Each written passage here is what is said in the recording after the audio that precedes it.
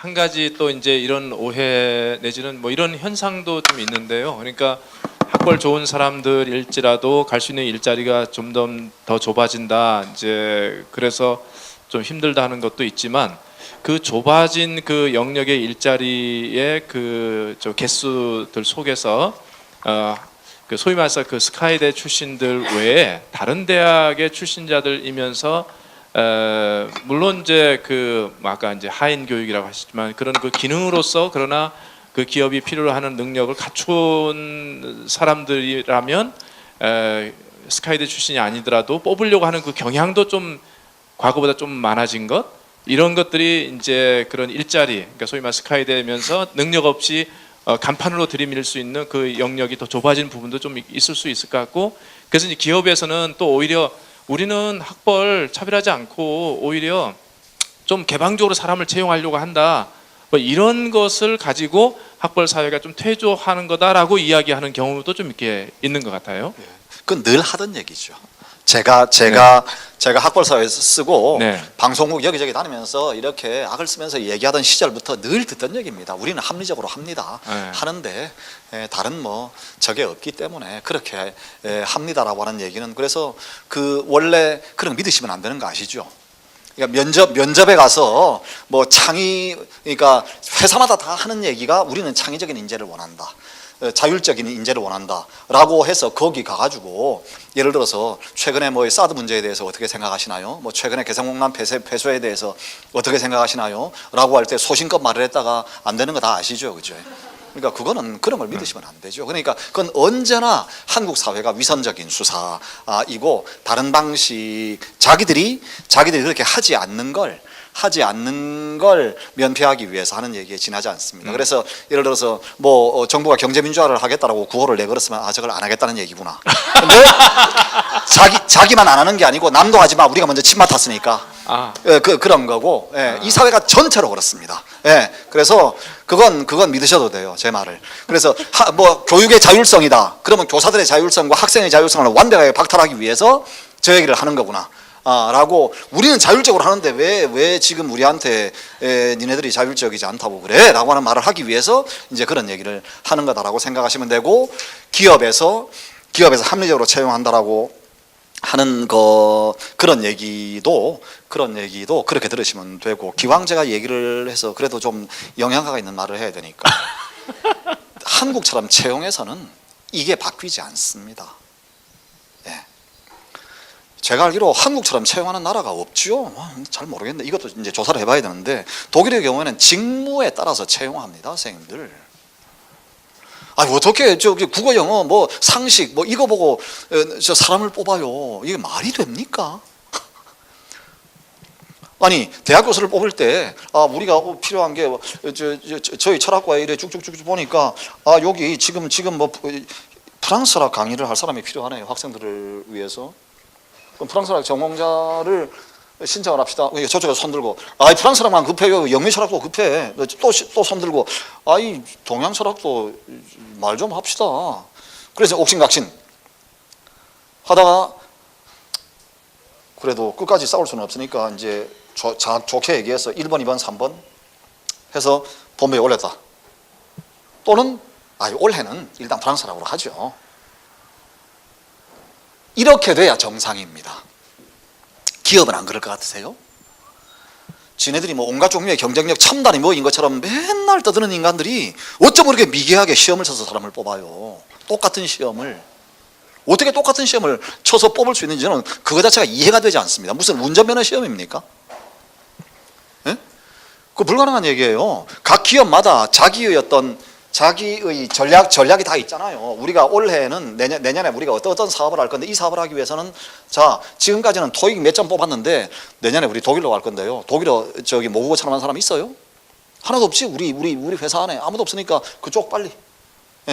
그래서 독일어 일단 그다음에 우리가 하려고 하는 게 전기차 계통이니까 전기나 이런 거 저 알아야 되겠네. 뭐 이거 독일어도 같이 하고 전기차도 같이 전기 뭐 자동차 이것도 같이 잘 알고 요거 최소한 요 두 가지는 딱 이렇게 필요 조건으로 돼 있어야 되고 그러고 난 다음에 등등등등.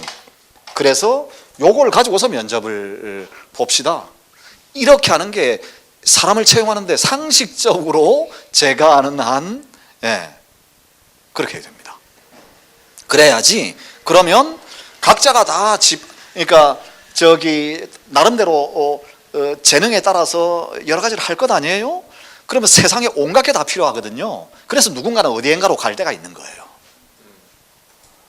그리고 경쟁을 하더라도 이게 진짜 경쟁입니다. 그래 독일을 얼마 잘하냐만 해보시오. 당신 뭐 시험은 성적이 좋더만 동문과 나와서 뭐 이게 다 올 A인데 말은 그렇게 잘해요? 한번 해봐요. 그냥 보면 선수들이 30초 말하는 거 보면 다 알죠. 발음부터 시작해서 뭐 온갖 그냥 다 알아요. 마치 우리가 교수 시험할 때 보면 다 뻔히 알잖아요. 어떤 분야에 어떤 사람들이 어떤 글을 썼는지. 사실은 편파적으로 하려고 하지만 않으면 보면 그대로 사람이 옥석이 가려집니다. 그 자리에서. 물론 비슷한 사람이 비슷하게 많이 있을 수도 있겠죠. 그건 즐거운 비명이고 그런 경우에는. 그래서 이렇게 해서 자꾸만 사람을 끌어내야 되는 거거든요. 근데 지금 우리 사회가 하루 한날에 온갖 걸 전부 다, 그러니까 시험이 늘 똑같은 거예요. 초등학교 때부터 고시를 보든 아니면 기업체에 들어가는 시험을 보든 입사 시험을 보든 뭘 보든 늘 똑같은 시험을 보는데 그 참선율적인 시험이라고 하는 건 그건 인간의 재능의 개발과는 아무 상관이 없습니다. 경쟁을 위한 경쟁일 뿐이에요. 그러니까 결과적으로 저는 그런 시험을 거쳐서 채용을 하는데 뭐 서울대나 스카이대학 사람들이 많은 게 너무 당연한 것 아닙니까? 똑같은 시험에서 늘 이겼던 사람들이 똑같은 시험을 다시 보는데 그러면 그 사람들이 다시 가게 돼 있지. 그렇잖아요. 그럼 뭐 이상해요. 그리고 그런 걸 가지고서 합리적으로 하니 많이 하는 게 그게 눈 가리고 아웅인 거거든요. 그럴 얘기 자체가 사실은 별로 그렇게 해당 사항이 없는 얘기예요. 그래서 우리 사회는 언제나 똑같은 선발 기제에 따라서 이렇게 움직여서 사람을 뽑는 거기 때문에 여기든 저기든 그게 안 되는 거죠. 이를테면 저도 요 몇 달 전까지 7 사람을 데리고 시청 일을 위탁받아서 일을 했었어요. 일의 내용인즉 새로운 자동차 회사를 유치 또는 설립해서 거기서 노사 공동 결정 제도를 도입하고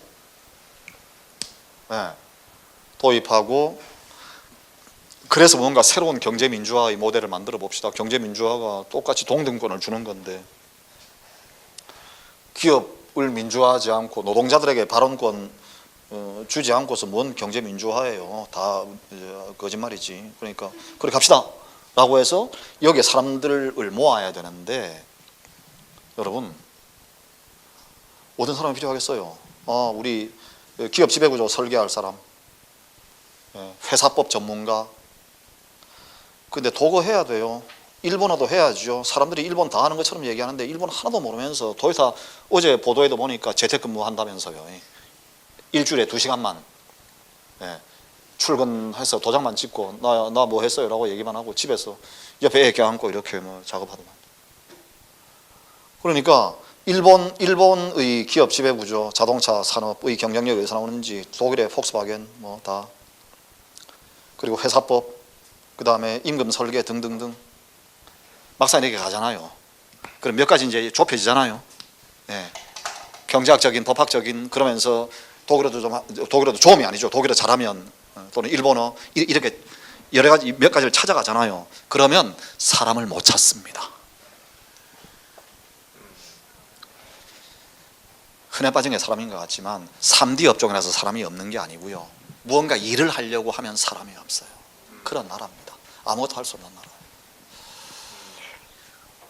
시험 선수 필요 없다고요. 우리는 그건 뭔 필요가 있겠어요. 토익 만점이라고 해서 영어 회화 잘 합니까? 아니에요. 그거 전혀 별개의 문제거든요. 시험으로 선발이 안 됩니다. 그런 것들이 안 돼요. 그래서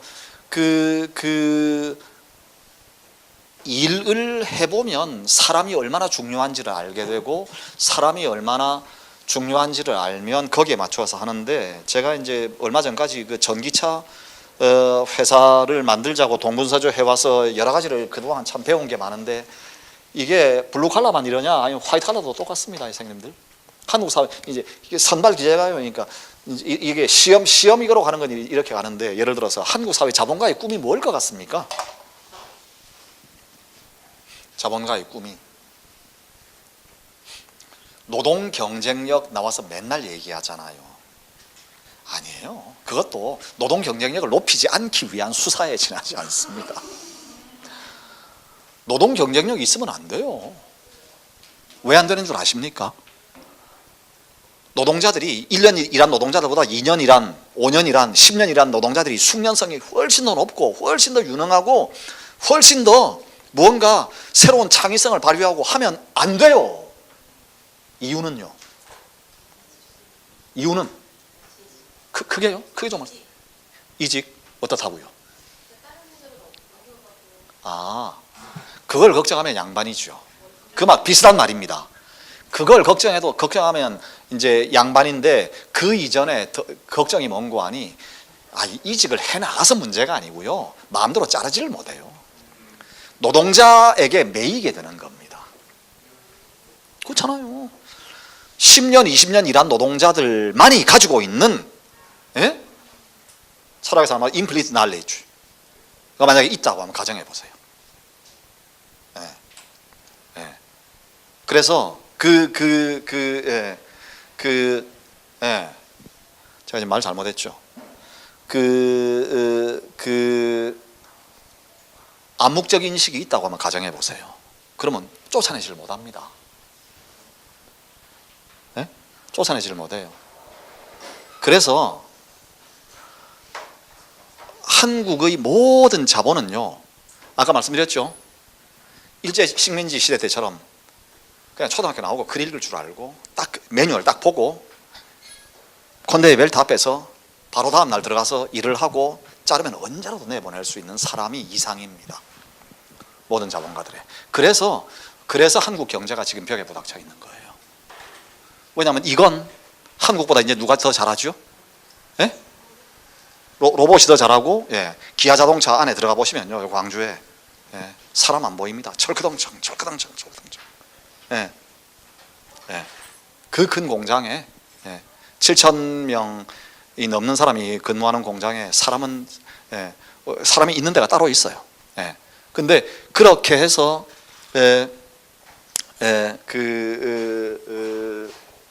그렇게 해서 사람은 바보여야 됩니다. 그냥 아무것도 없어야 되고 그래야지 자를 수 있어요. 그렇게 하는데 이건 누가 이제 한국은 이때가 끝났거든요. 끝났어요. 끝났고 이걸 누가 잘하는 거 아니? 지금은 훨씬 더 잘하는 게 중국입니다. 훨씬 더 잘하는 게 인도입니다. 네. 앞으로는 베트남이 훨씬 더 잘할 거예요. 왜냐하면 그거 설비 들이는 건 돈만 있으면 되는 거거든요. 그래서 빚을 내서라도 설비를 깔고 거기에 저임금으로 사람 집어넣는 거, 이건 누구라도 할 수 있는 일입니다. 그래서 우리는 이제 더 이상 기회 없습니다, 여러분. 한국 경제는 끝났어요. 믿으셔도 됩니다. 한국 경제는 끝났습니다. 조선업부터 시작해서 하나씩 둘씩 이제 다 끝날 거예요. 네. 그래서 우리는 뭐 지금 그래서 그런 의미에서 자본도 끝난 거예요. 예. 마지막 촛불이 타오르는 마지막에 뭐 금수전수 어쩌고 해서 학벌이 끝났다라고 했는데 학벌은 계속 갑니다. 예. 한국의 자본주의는 지금 이대로는 끝났어요. 더는 마지막입니다, 이제는. 예. 마지막이고, 우리가 해야 될 논의는 그 천문학적인 산의 유보금을 그냥 구경만 하고 있어야 되냐? 저거 빨리 우리 먹을 것 없으니까 그거라도 털어서 같이 쓰자고 라고 하는 걸 논의할 때입니다. 그건 지금. 결국은 전부 다 노동자의 피땀으로 국가의 어떤 도움으로 해서 이까지 온 건데, 우리는 굶고 있는데 니네들 지금 뭐 하는 거냐? 그거 이제 그거 같이 쓰자라고 말할 때지 다른 적 없어요. 그런데 여기 이제 그래서 이게 그런 선발, 그러니까 이제 이렇게 현장 노동자들 차원이든 아니면 뭐 연구나 다른 종류의 사무직이든지 간에 한국의 모든 어떤 직무라고 하는 건 모든 사람이 누구라도 이거 일하다가 저거 일하고 저거 일하다가 이게 전부 되어야 된다라고 생각하는 사회입니다. 예, 그리고 그건 하기 좋은 말로 어떤 보편적인 어떤 전방위적인 어떤 직무 능력 일뿐 가능하지 않습니다. 사실 그건 옳지 않아요. 예, 그것일 뿐 실제로는 언제라도 버릴 수 있는 사람이어야 되기 때문에 그렇게 되는 거거든요. 그것 때문에 선발 기제부터가 그냥 성격 없는, 아무런 개성도 특징도 없는 똑같은 방식으로 선발을 하게 되는 거예요. 그래서 문제입니다. 그래서 이런 상황에서 경쟁력은 연 못 구하죠.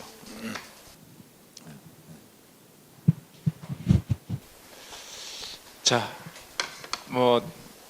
근데 아까 한국 경제는 끝났다 말씀하셨는데 너무 비관적인 것은 아니신지요? 아니요, 끝났어요. 우리 물과 불의 시련을 겪게 될 거예요.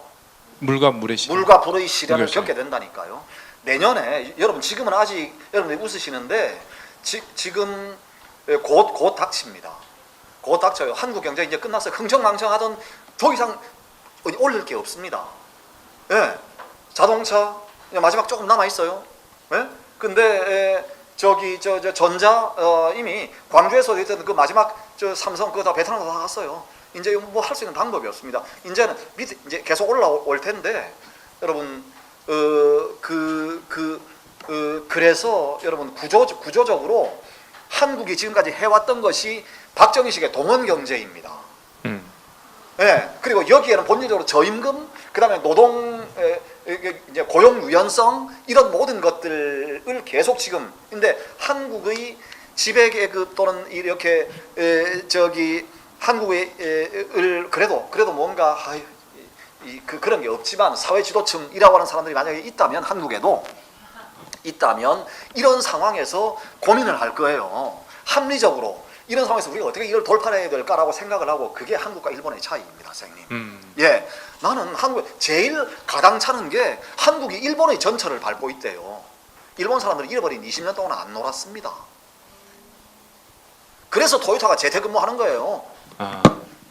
나는 세상에 배워야 될 걸, 그러니까 그 사람들은 역사는 늘 변합니다.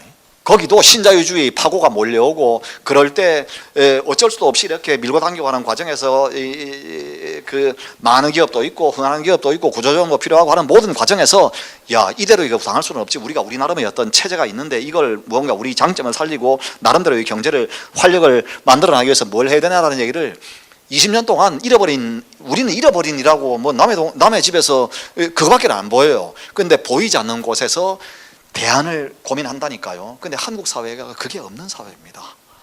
그게 없는 사회예요. 그러니까 그냥 당하는 겁니다. 세월호처럼. 여러분 늘 당하고 나면 제가 이제 이 말을 저는 어디 다니면서 그렇게 말을 하죠. 마지막으로 이 말씀 드리고 갈게요. 내년에 박근혜 정부가 정식으로 정상적으로 임기를 마칠 것 같습니까? 아닐 것 같습니까? 10,000원씩 내기 하세요. 학교마다 가셔서. 저는 못 마친다는 데 겁니다. 한국 사회는 정상 사회가 아니에요. 누가 세월호 같은 사건이 일어날 거라고 상상할 수 있어요? 이 첨단의 대한민국에서.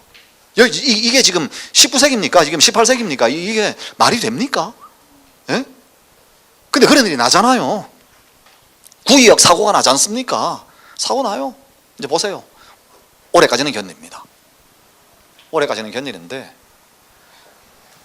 87년 30년이 되는 해가 내년인데 못 넘어갑니다. 그리고 우리의 살림 정말 갈수록 힘들어질 거예요.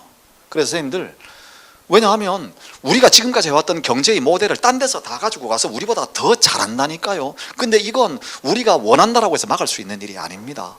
제가 예전에 한진중공업 같은 거 막 이렇게 다른 예로 말씀을 드릴게요. 그때 제가 말씀했던 계속 하던 얘기가 그거 유럽에서 사양 산업이 된 걸 우리가 가져왔는데 우리한테서 사양 산업이 되는 거 필리핀 가는 거 누가 막아요?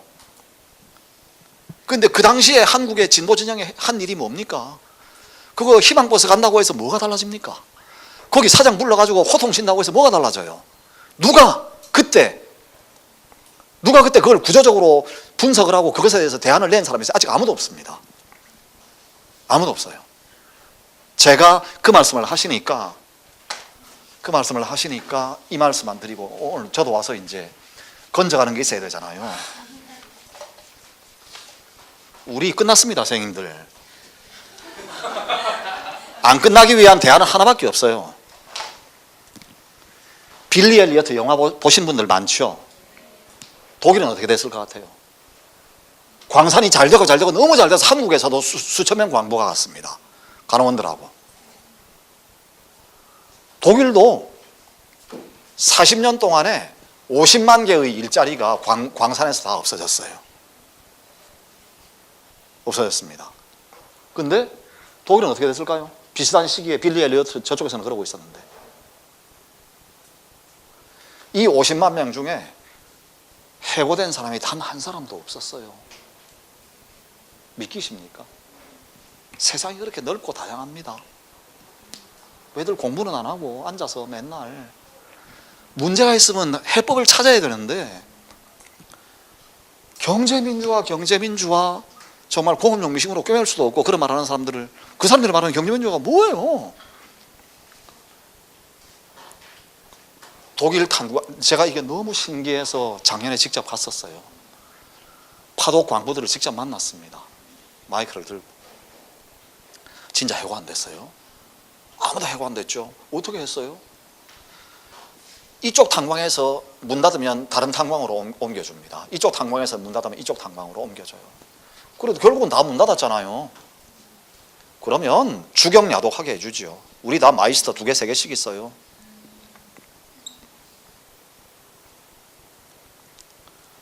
기업 예산으로, 나라 예산으로 노동자들을 한 사람도 낙오시키지 않고 그것도 외국인 노동자 아닙니까? 어디서 온지도 모르는, 그 당시에는 코리아라고 하면 어딘지도 몰라요. 제가 갔을 때도 모르던 나라입니다. 86년에 갔을 때도.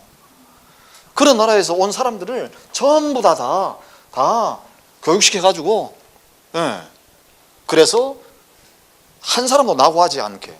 그래서 40년 동안 50만 명이 광부 옷은 벗었지만 모두가 다 지금도 루르 지방은 독일 경제의 중심입니다. 그럼 이 가운데 뭐가 있죠? 뭐가 있냐면 노사공동결정제도라고 하는 게 있는데요.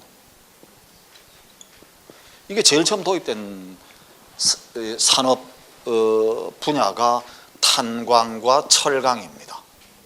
그 당시 80만 명이었습니다. 1951년 법이 통과돼요. 그래서 영국에서는 노동당 정부가 가장 급진적인 정책으로 이 1945년 전쟁 끝나고 난 다음에 처음 집권을 해요.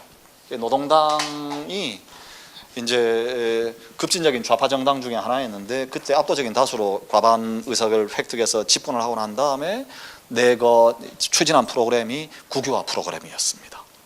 그 탄광 국유화했는데 그 결과가 나중에 그렇게 극한 대립이었어요. 대책이 없잖아요. 근데 독일은 국유화하지 않고 우리 노사 공동결정제도 이거 해달라고 요구했습니다. 노조에서. 그래서 그걸 아데나워 정부가 제일 처음에 여기에서 이제 하게 했죠. 그래서 탄광과 철강 산업에서는 이사회를 노동자 대표와 주주 대표가 딱 반반씩이에요. 그래서 그 사람들이 운영을 같이 해요. 그럼 5년 뒤에 매출액 절반으로 떨어지고 10년 뒤에 매출액이 0이고 20년 뒤에 매출액이 마이너스 200이다라고 하는 걸 같이 보면 모르겠습니까? 그러면 5년 전에 10년 전에 미리 준비하지 않겠어요? 한 사람도 낙오하지 않고 다 그 파도 치는 홍해바다를 다 같이 걷는 거예요, 이 사람들은. 그게 제가 해온 얘기는 2012년에 그 아까 이제 제가 이런저런 다른 경제 철학 어쩌고저쩌고 하는 얘기가 기업은 누구의 것인가라는 책을 쓰면서 노동자에게 경영권을 줘야 된다. 그래서 그 전부터 이를테면 쌍용차 사건 났을 때도 그거 수조 원 그렇게 공적 자금을 투입할 때 왜 노동자한테 경영권을 주어서 그들로 하여금 자기들이 자구책을 만들고 자기들이 스스로 운영을 하든 전문가를 영입을 하든 어떤 식으로든지 그네들에게 책임도 주고 권한도 주고 하는 것만이 해법이다. 지금도 똑같습니다. 그렇게 되지 않으면 우리나라 이제 희망 없어요. 군부 독재에서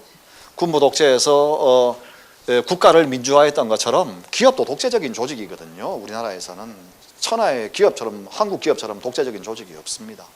근데 이걸 의사결정, 사람들이 소비자 주권은 얘기하면서 왜 소비자 주권은 얘기하면서 노동자의 동등권은 인정 안 합니까? 왜 자율성 얘기하면 교육 현장에서 교장만 자율적이고 왜 교사는 자율적이지 않아야 돼요? 이게 틀린 얘기입니다. 학생, 교사 다 자율적이어야죠. 이게 이런 데다 적용이 돼야 됩니다. 그래서 그런 걸 통해서 우리 사회가 흔히 하는 말로 일상에서 급진적으로 민주화되지 않으면 인재는 없습니다. 이렇게 해서 인간이 자율적인 주체로서 같이 만나서 그게 기업이든 학교든 다른 공공부문이든 우리의 공동체를 우리 손으로 같이 만들어 나갈 때 그때 우리한테 희망이 있지, 지금처럼 위에서 딱 쥐고 핸들링하는 그런 시스템 속에서는 이제 끝났어요. 그래서 일단 우리 지옥불에 한번 들어가고, 지옥불에 한번 들어가고 그 까닭이요 이겁니다. 제가 끝났다라고 하는 게 IMF 때 우리 한번 겪었습니다. IMF 때 한번 미증유의 사태를 겪었는데 이때는 한국인들이 너무 착했기 때문에 그때 재벌을 해체하고 관료들의 책임도 묻고 시스템을 바꿨어야 돼요. 근데 그걸 하지 않고 그때 어땠습니까? 노동자들이 없는 사람들이 금 모아주니까 어떻게 보답했죠? 정리해고로 보답했습니다. 그래서 이번에 구조조정 들어가면 노동자들이 더 이상 금 모아주지 않을 뿐만 아니라 사생결단으로 우리 더 이상 가진 것 없으니까 이래주거나 저래주거나 마찬가지니까 라고 나올 거예요. 나오지 않겠습니까? 선생님들 보고 지금 당장 직장에서 나가라고 그러면 어떻게 하실 거예요? 모아놓은 거 있으세요? 그래서 한국 사회가 이전과는 다른 양상으로 갈등이 폭발할 겁니다. 그러나 여러분, 이렇게 하는 것이 이런 과정에서 지금 구조조정에서 야당이 지금 뭐 여소야당이 되겠다고 해서 어떤 제안을 하든가요? 어떤 대안을 냅니까? 아무 대안 못 내요. 아무 대안 못 내는데, 그래서 시민들이 스스로 답이 뭐냐? 라고 하는 걸 묻기 시작해야 됩니다. 묻기 시작해야 돼요. 지금까지는 안 묻습니다. 안 묻고 그냥 다 한다고 생각해요. 그냥. 제가 말씀드렸죠. 이거 독일에 이렇게 합니다라고 하는 걸 대한민국 사람들이 누가 알겠어요? 이런 데도 있는데 왜? 일본은 사실은 더 심해요. 일본은 경제경영학 원래 교과서적인 얘기로 법은 이렇게 안 돼 있는데요. 실질적으로 노동자 주권입니다. 일본의 기업 지배구조는. 할 말이 너무 많은데 오늘은 안 할게요. 대표님께서 저를 흥분시켰어요. 제 책임 아닙니다.